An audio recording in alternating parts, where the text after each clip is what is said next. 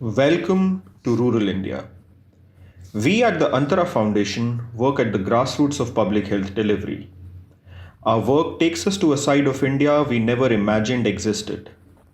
We often work in villages with scenic landscapes, lush green farm fields, and unparalleled beauty. But these are also some of the poorest and most difficult to access areas with a distinct set of socioeconomic characteristics. Let's take you to one such village in central India named Madhua Dhana. It has 95 houses with 750 people.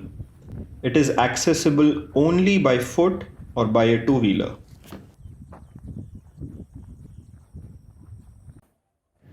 There are several unique aspects about life in an Indian village. In the poorest of villages, houses are made of mud with thatched roofs, roads are uneven, and people often commute on bullock carts, like the one you see here. Many villages face water scarcity, and people must travel far distances to access water. Some of these villages may not even have electricity connections. Rural communities typically are religious, and a lot of social life revolves around places of worship. Here, we see a temple where people come to carry out their daily prayers. Festivals, weddings, and numerous occasions are celebrated here. It is interesting to note that while general infrastructure like houses and roads in villages is often poor, places of worship are typically well built and decorated. There are several unique traditions and customs, especially in tribal communities.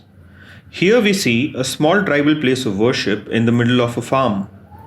Often, social customs and norms drive health seeking behaviors of the community.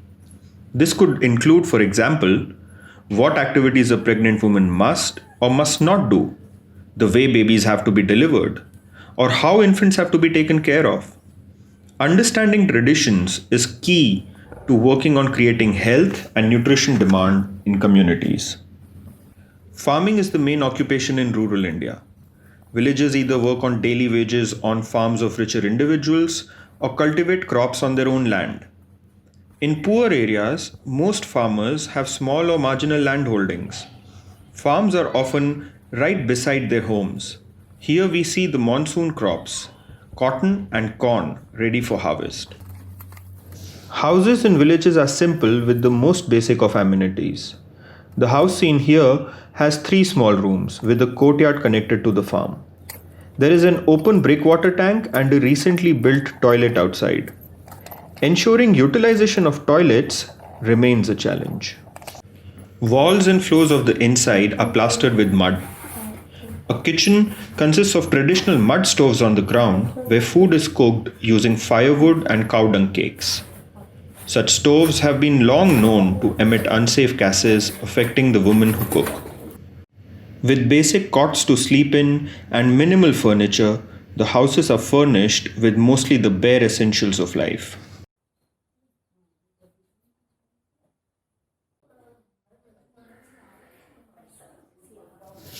Another important component of each village is the Anganwadi center, managed by a lady called the Anganwadi worker.